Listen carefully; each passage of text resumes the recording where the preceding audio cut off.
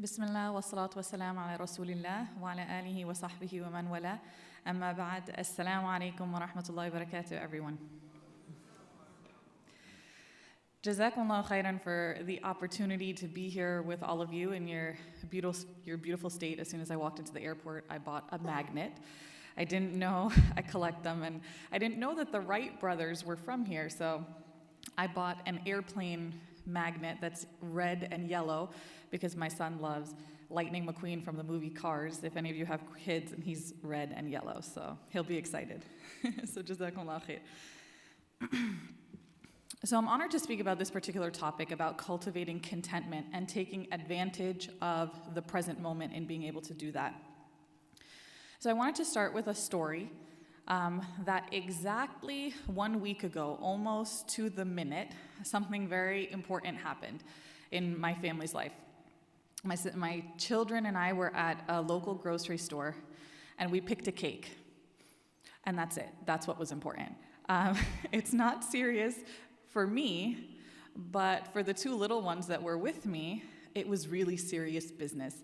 My daughter especially, she's 4, and the choice of picking this cake and choosing it and spending the entire day looking at it longingly. Mama, look at the strawberries on it. Mama, look at the color of the frosting. Mama, I'm so excited. I love you so much. I can't wait to have a slice, right? She was so excited. And then when she finally got that slice, seeing her take that first bite was magical. It was amazing to see how she enjoyed every single bit of that moment. And that's why children are so filled with joy, because they take advantage of and they fully engage in every single moment of their lives. So to make it a little bit more relatable to some of you, especially if you don't have children, if any of you have applied for college in the present or in the past, grad school, undergrad, medical school, law school, that moment that you open up your mailbox and you see the big envelope, not the little envelope, but you see the big envelope, right? And it's emblazoned with the name of the university on it, and you open it and it says congratulations. You're overjoyed. You are fully engaged. That's contentment in that moment. You are not thinking about the personal statement you had to write, the recommendation letters, all those checks you had to write just to apply to these people's schools, right? And how much money you spent doing that. You're not thinking about all of those things from the past, because that would take away from the joy of the present moment. And you're not thinking about how much pain you're going to experience in the future if you're going to medical school or any of those other things, because that's definitely going to take away from the joy of that present moment, right? Instead, you are engaged in just that moment, and that's what contentment is, engaging in that present moment and being thankful for that moment. We often think about that in moments of happiness, but it also applies in moments of sadness. If you have ever lost somebody that you love, in that moment, if you think about all the ways that they made you angry in the past, you can't allow yourself to grieve, right? And if you keep thinking about every future moment of happiness that they're going to miss out on, your grief is going to be incredibly overwhelming. And so instead, we focus in on the present moment and allow ourselves to feel the sadness. And contentment doesn't mean not hurting. We allow ourselves to feel that sadness. But it means that despite that pain, knowing that Allah subhanahu wa ta'ala's plan might not be what we would have chosen for ourselves in that moment, but knowing that through His love and His wisdom, that's what He's decreed, that's what allows us to still live in that present moment. When you think about the Prophet Muhammad sallallahu alaihi wasallam, he lost so many of his children. He lost his beloved uncle. He lost his constant companion, his wife, Khadija radiallahu anha. And he grieved, but he was still able to love the people that were still alive. His grandchildren, the children that were still alive. He was able to show love and care to his companions. He was able to still complete his mission as the messenger of Allah subhanahu wa ta'ala, because despite having grief within our hearts, if we can still experience the joys of the present moment, that's where contentment lies. So what is contentment? Basically, contentment is focusing in on what is and not on what if. So what that means is being pleased with Allah subhanahu wa ta'ala, what He's decreed, knowing that there's wisdom in every provision, whether we've been given something or having something taken away from us, whether we've been given ease or whether we've been given struggles, knowing that there's wisdom in that, and nurturing a sense of appreciation for what we have instead of looking for what we lack. That's what contentment is. The Rasul ﷺ said that if something difficult happens to us, don't say if only, right? Because if only are words that open the door for the shaitan. Instead, he said, say qadr Allah wa ma sha'a fa'al. That it is the destiny of Allah and He does whatever He wishes. That's acceptance, that's contentment. So instead of saying, if only I had married so-and-so, I would be happy. If only I had more money, then I would be content, right? And we're going to address that in a little bit, inshallah. So ar-rida, meaning contentment, scholars have described it as the greatest door that one enters to Allah subhanahu wa ta'ala. It's the source of tranquility for the worshiper, and it's described as paradise on earth. And research actually supports this idea of it being paradise on earth. There's a lot of research done about happiness and contentment and the implications it has for depression and anxiety and reducing that, even for reducing things like chronic pain. That if we experience physical pain, level of happiness, positivity, and contentment can alleviate some of that, subhanAllah. And so there results that paradise on earth. But the best benefit, and one that we should keep foremost in our mind when we're striving toward contentment, is with what Allah subhanahu wa ta'ala says in Surah Al-Fajr. Allah subhanahu wa ta'ala says, يا أيتها النفس المطمئنة ارجعي إلى ربك راضية مرضية فادخلي في عبادي وادخلي جنتي. Where Allah subhanahu wa ta'ala is saying to the righteous people, O reassured soul, an-nafs al-mutma'inna, meaning the person who is content, the soul that's content and satisfied. Return to your Lord, pleased and pleasing to Him. Radiyatan mardiya, meaning content with Allah subhanahu wa ta'ala, and He's also content with you. And enter amongst my righteous servants and enter my paradise. So what Allah subhanahu wa ta'ala is telling us in these verses is if you gain the paradise of earth, Jannatul Rida, meaning the Jannah of contentment on earth, meaning you are content with me, you will gain the Jannah of the hereafter where I will be content with you.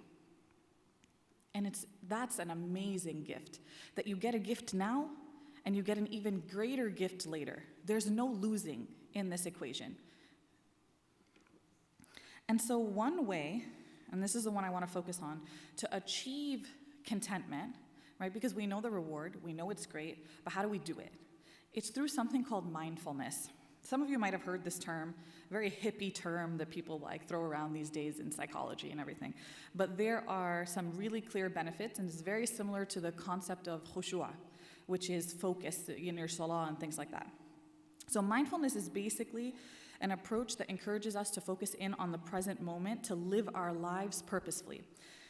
So it allows us to shed the weight of regret from the past, to shed the weight of anxiety and fears of the future, and focus in on the present moment.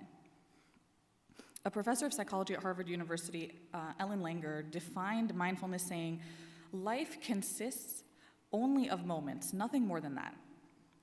So if you make the moment matter, it all matters. So I call these moments, in honor of my daughter, I call them chocolate cake moments. How do we create out of the typical everyday routine and even the difficult moments, like the Brussels sprouts moments of your lives, right? How do we transfer them and make them into chocolate cake moments? Where that moment where everything melts away and we have that moment matter in the same way that that first bite of chocolate cake mattered to my daughter. How do we do that? And one way to make each moment matter is by finding a reason to be content and to be grateful in every single moment of our lives. And so how do we do this? The first step in this process, it's a 3-step process, and the first step is awareness. You can't appreciate something if you don't see it, right? If you don't even know it's there, you can't be content with it. You can't thank Allah subhanahu wa ta'ala for it because you're not seeing it. So the first thing is we need to be aware. Ibn al-Qayyim rahimahullah, he talks about the journey to Allah, and the first station he describes in this journey to Allah subhanahu wa ta'ala is the station of awareness. That when we gain awareness, then our heart awakens from the slumber of heedlessness, right? And the opposite of heedlessness is awareness or mindfulness. So, for example, for any of you moms out there, when you're cleaning up a mess that your kids made when they were playing, and you're grumbling the whole time, like, I can't believe how much I have to do, and this is so frustrating, and all of this, I gotta teach my kids to clean up after themselves, right? And you're frustrated. Instead, focus in on the laughter that yielded that mess, the laughter of your children, and thank Allah subhanahu wa ta'ala for the opportunity to have heard that, when so many people would have wished for that. I once heard a quotation that said, there are so many people out there who would wish for your worst days. That our worst days are filled with so many more blessings than people's best days in so many people, subhanAllah, right?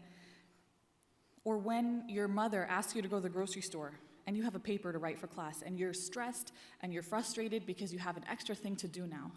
Instead, imagine that you're alleviating a burden from your mother in the same way that she's alleviated so many burdens from you, and that through this opportunity that Allah subhanahu wa ta'ala has put in your path, you are working toward qualifying as those who give good treatment to their parents, for the reward for which is unimaginable in the eyes of Allah subhanahu wa ta'ala. The most mundane, the most annoying, the most difficult moments can be made into chocolate cake moments if we allow them to be. And so when we thank Allah, Allah subhanahu wa ta'ala tells us, لَإِن شَكَرْتُمْ لَأَزِيدَنَّكُمْ, that if you are grateful, I will surely increase you in favor. And one of the things is, we think, okay, if I'm grateful to Allah subhanahu wa ta'ala for my wealth, He's going to increase me in wealth, right?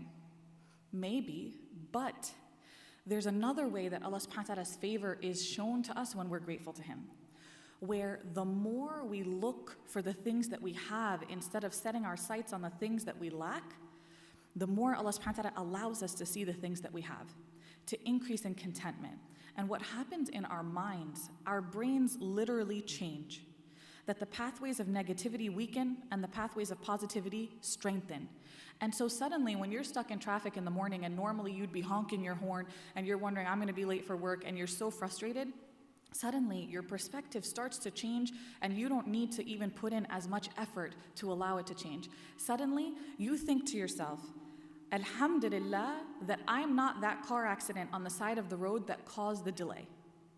Your perspective is an increase from Allah subhanahu wa ta'ala in goodness and in favors. Because you have been grateful, He allows us to be even more grateful. And that's one of the greatest blessings, subhanAllah, to allow us to experience that paradise on earth, Jannat al-Rida.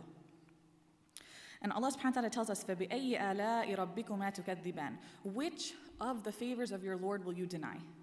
If we can't be aware, then we're denying every single favor that passes our way every single day, subhanAllah. And so when we pay attention to the present moment and the blessings in the present moment, then suddenly in mediocrity, in the moments where nobody sees blessings, we see everything, and we're not from amongst those who deny the favors of Allah subhanahu wa ta'ala. And so we have a choice in every moment to search for that which will lead us to contentment and gratitude, or to ignore it and lead a life of dissatisfaction. So if we look at the things that our parents or our spouse does to annoy us, we'll find it, right? That's life. And if we look for the things that they do to show us love, that make us feel loved, we'll find that too. You find what you're looking for, right? If you look for the imperfections in your appearance, you buy one of the, like in my hotel, I don't know why hotels do this, they have those mirrors that like zoom in on everything. Like the one next to the bathroom, you can see everything. You just kind of have to not look at that, right?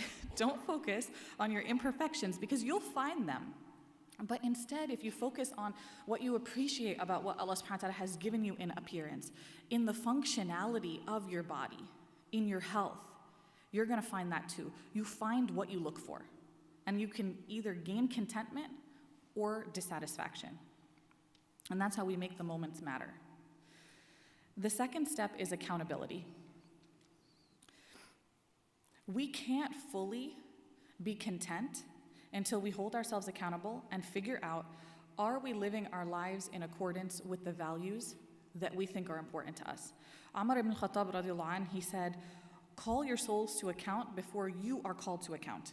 Hold yourselves accountable, right? And so living in the present moment doesn't mean ignoring the past and ignoring the future. It means utilizing the past and utilizing the future to make the present moment matter and to make it count. So the point of looking back at the past is to learn from our mistakes so we can change them and make a difference in the present moment, or to figure out what worked in the past and to replicate that in the present moment. The point of looking forward to the future is we need to plan for our future, right?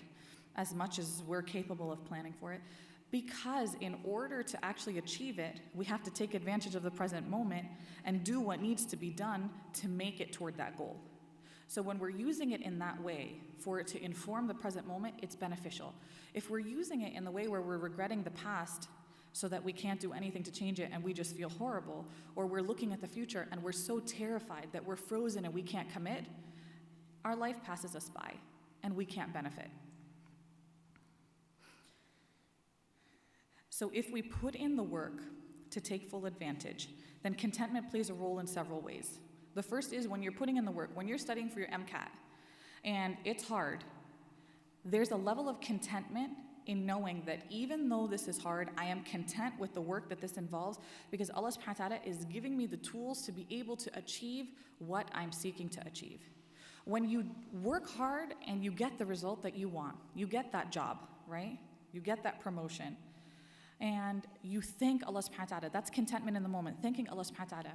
And then there's also, if you get that promotion and you realize it wasn't the dream that you had imagined it to be, that the reality of it isn't exactly what you had anticipated. And we're going to talk about that in a minute. And then there's contentment, the hardest one, if you work for something and you don't get it. And that's where we know that Allah subhanahu wa ta'ala is the best of planners, but that Allah subhanahu wa ta'ala is also ar-Razzaq, the provider. That He provides us with what we need, not always what we want.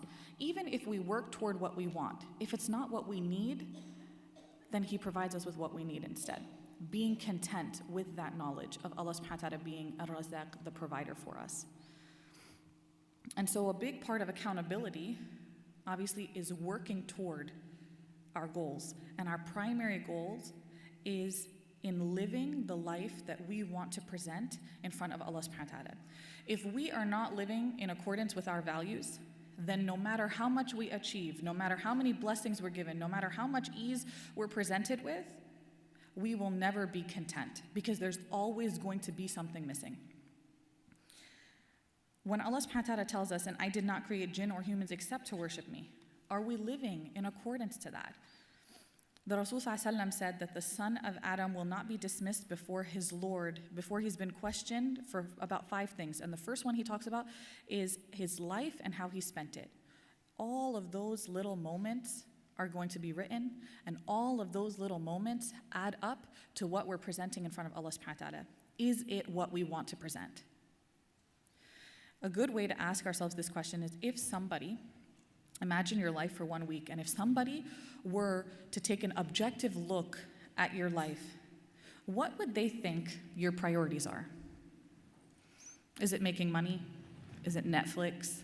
Is it, yelling at your parents, right? What are the priorities that we have in our lives? Is it in accordance to what we imagine it would be, that it's in worshiping Allah subhanahu wa ta'ala?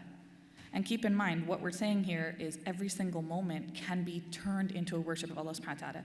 It's not just salah, it's not just dhikr, it's not just reciting Quran. Every single moment can be turned into a worship of Allah subhanahu wa ta'ala if we intend it to be that, and if we're grateful to Allah subhanahu wa ta'ala for those moments.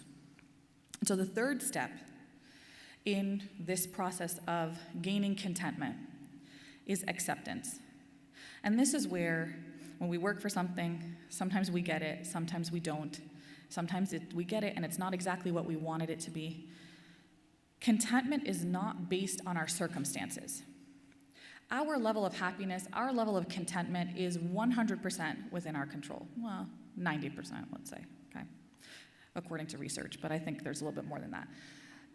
research says that 10% of our happiness level is determined by what happens in our lives, by our circumstances, right? The other 90% is a few different factors, but primarily the way that we perceive our circumstances. So people think something like, once I lose 10 pounds, I'll be happy. Once I get married, I'm going to be content. Once I get this job, once I finish my finals, all of these things, then I will be happy. Then. We're in a waiting game when, meanwhile, if we focused in on what we have now, we could be happy right now. We don't need anything else than what we have right at this moment in order to be content, because Allah subhanahu wa ta'ala has given us everything that we need. There was a very powerful research study done that took a group of two very different types of people who had undergone a life-altering experience. One group had won the lottery, and one group had become paraplegics, meaning that they were paralyzed from the waist down for life. What they did is they tested these groups, and what they found was that both groups, after 1 year after these incidents, the lottery or the paralysis,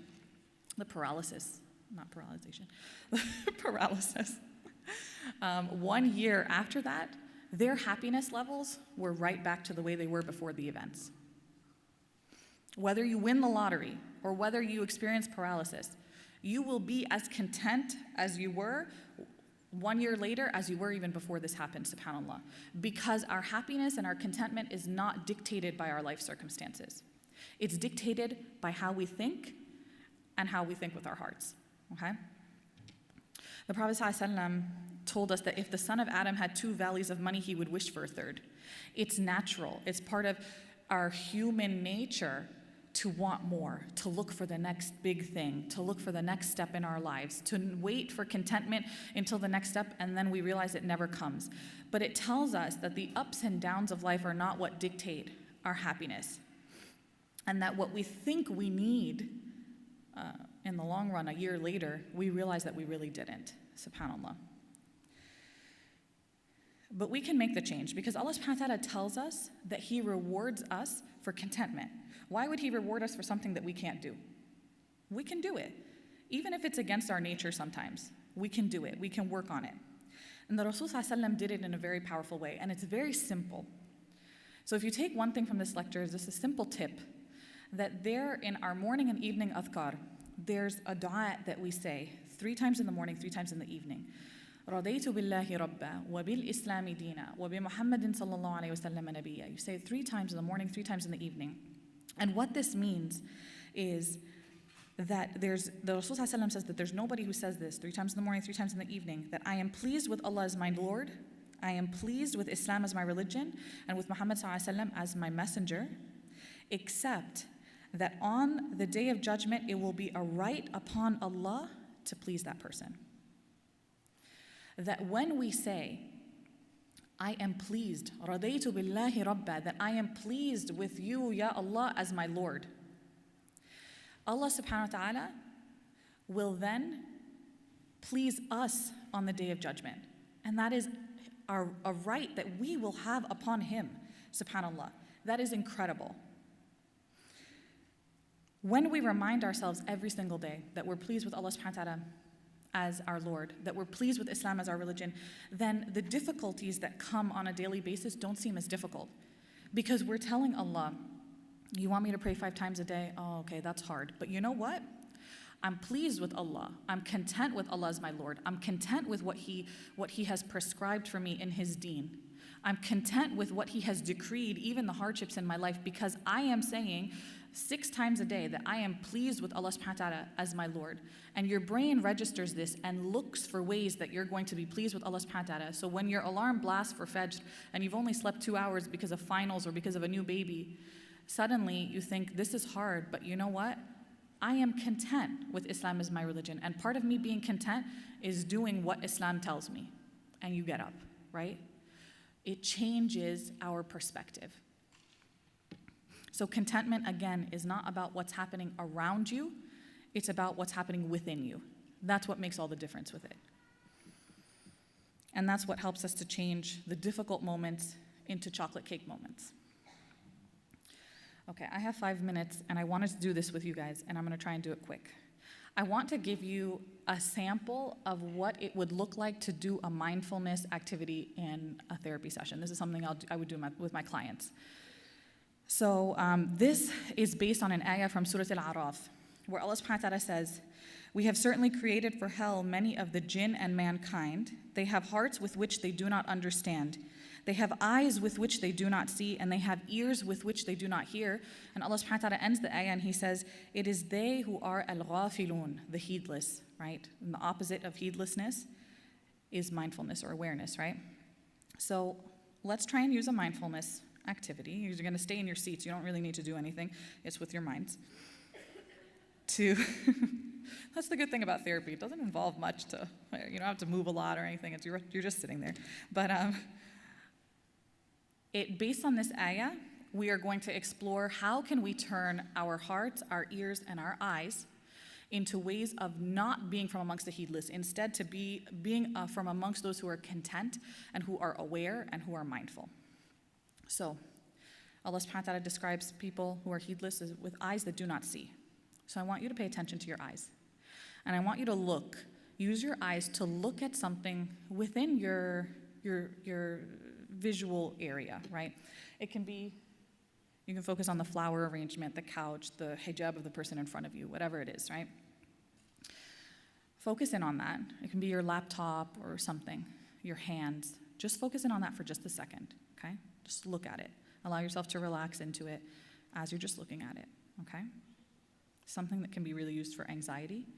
But what I like to do is I like to turn it into a way of worshiping Allah subhanahu wa ta'ala. So it's not just mindfulness, but it's also a way of worshiping Allah subhanahu wa ta'ala. So with whatever you chose to focus your vision on, you can turn that now to how do we make our eyes from amongst those who are aware instead of those who are heedless. How do we protect our eyes from being heedless?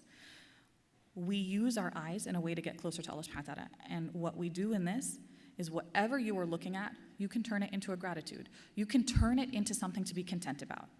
And it's difficult at first, but it'll get easier. And so what you do is, for example, you looked at your laptop. You turn that into, alhamdulillah that Allah subhanahu wa ta'ala granted me the means to be able to buy something where knowledge is at my fingertips, right? You're looking at the flower arrangements, and you think to yourself, alhamdulillah that I have the opportunity to see these colors and witness the creation of Allah subhanahu wa ta'ala in a way that some people don't. You look at the stage in front of you and you think, alhamdulillah that I have the opportunity to be surrounded by students of knowledge in this place. We use our eyes. Where people see nothing, you can see blessings, okay? And the same with your ear. Your ears, you hear the vent, the heating vent. You hear the sound of my voice reminding you about Allah subhanahu wa ta'ala. You hear the breathing of your chest and thinking about, alhamdulillah, that Allah subhanahu wa ta'ala has granted me functioning lungs. You turn those moments, that's what mindfulness is. You turn your senses into something to be grateful for. SubhanAllah. Okay, I'm gonna skip the last one. Sometimes when we're talking on our phones, right? Have you ever had that situation where you're talking on your phone with somebody and then you're just like, you know what? It's happened with my dad recently. Baba, I can't find my phone. I have where is my phone? I'm looking for it everywhere. And he's like, Zara, Habibti, you're talking to me on it and everything. I'm like, okay. And this is what happens in our lives. We look for what we imagine we've lost. We look for what we imagine we don't have in every single space, and sometimes it's right there. It's within our hands. It's within our grasp. It's right under our noses, subhanAllah. And that's how it is that sometimes in the places that we feel as though something is lost, it's actually precisely where the blessing can be found. And that's what being aware, that's what contentment really is looking in our lives, again, at focusing on what is, not on what if, focusing on what we have, and not on what we lack. And when we can do that, and realize that the blessings are within our grasp, then we ask that Allah subhanahu wa ta'ala accept that, inshallah, on the Day of Judgment, He's going to tell us, irji'i ila rabbika radiyatan mardiyya, that return to your Lord, pleased with Him, content with Him, and He is content with you. I ask Allah subhanahu wa ta'ala to make us from amongst those with whom Allah subhanahu wa ta'ala is pleased and with whom we are, and for us to as well also be pleased with Him, and to grant us Jannat al-Rida in this life and in the Akhirah. Ameen. جزاكم الله خيرا. سبحانك اللهم وبحمدك نشهد أن لا إله إلا أنت نستغفرك ونتوب إليك. السلام عليكم ورحمة الله وبركاته.